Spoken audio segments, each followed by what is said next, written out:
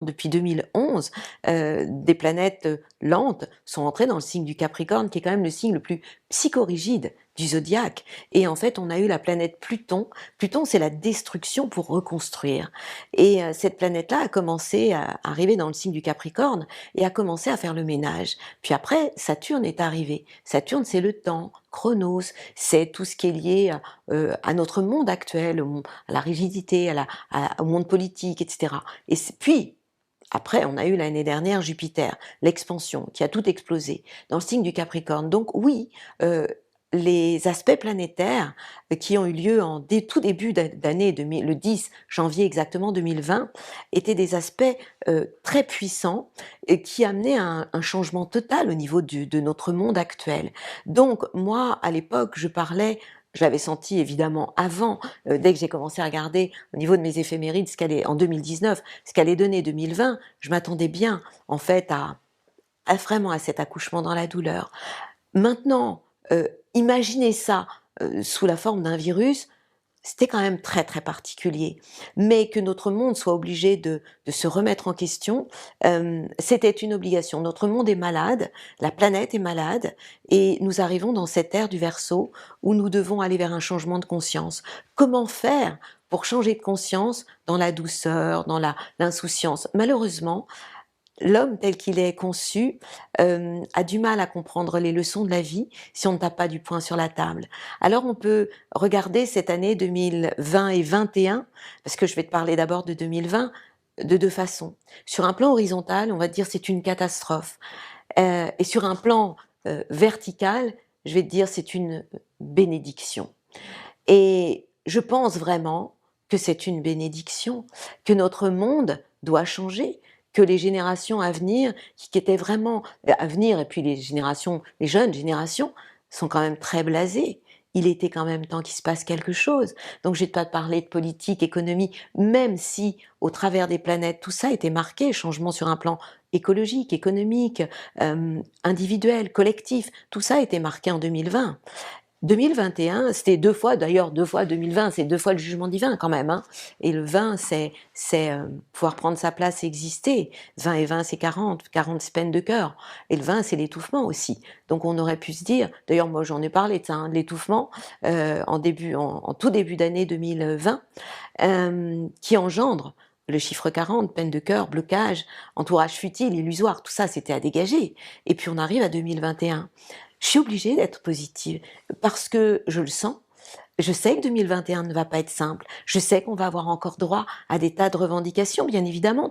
Si je te parle d'astrologie pure et dure, je vais te parler de la planète Uranus qui est rentrée, qui est la planète explosive, l'inattendu, l'électrique, qui est rentrée dans le signe du Taureau, qui correspond à la nature, qui est un signe de terre, et puis qui a depuis pas très très longtemps à côté de lui la planète Mars, qui est le guerrier du zodiaque, et puis depuis le 20 janvier, la lune noire, toutes nos peurs, et ces trois planètes-là sont l'une à côté de l'autre, donc c'est puissant quand même, dans le signe du Taureau, la Terre, mais ces planètes-là surtout sont en tension avec la planète Saturne, Chronos le temps, et avec Jupiter l'expansion, qui sont eux dans le signe du Verseau. La planète Uranus c'est quand même la planète du Verseau, et elle se trouve je vais dire chez les copains les taureaux, non, parce que en fait il y a une vraie tension entre le taureau et le Verseau, quoi.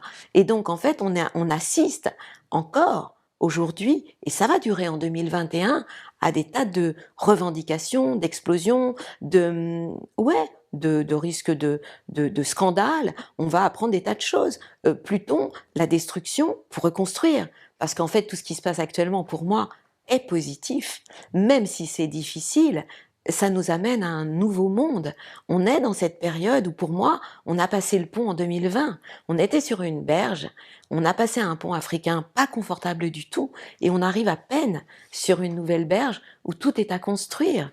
Alors, je peux te l'imaginer comme ça, mais je pourrais aussi te dire que l'année dernière, il y a eu accouchement dans la douleur, et en 2021, le bébé vient de naître. Sauf qu'un bébé, quand ça arrive, on est tous super contents. Sauf que c'est un fantasme, un bébé. En vrai, un bébé, c'est des nuits blanches, c'est des couches à changer, c'est plein d'heures de fatigue, c'est beaucoup de bonheur, ce qui nous attend. Moi, je suis persuadée que demain, ça va être yalla, quoi. Demain, ça va être, tu sais, l'après-guerre. Je trouve que euh, notre monde était blasé, les jeunes étaient blasés, les, les parents aussi, quoi. Et je trouve que ce que l'on vit actuellement nous oblige à rentrer à la maison, à l'intérieur de nous, et faire le point sur ce qu'on doit tous nettoyer. Parce que quand on va à l'extérieur, qu'est-ce qu'on fait? On projette tout ce qu'on porte en nous. Donc je vais te répondre de deux façons.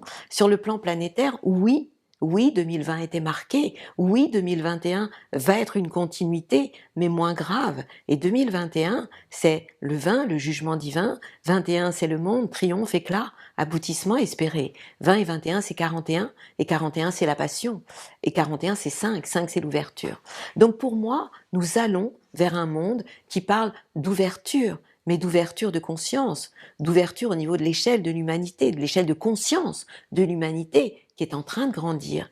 Donc oui, je crois en un nouveau monde, euh, et je ne peux pas m'empêcher d'être optimiste et positive et de dire sur un autre plan plus vertical que ce qui nous arrive est une manière de taper du poing sur la table et de dire waouh, et si on se remettait en question?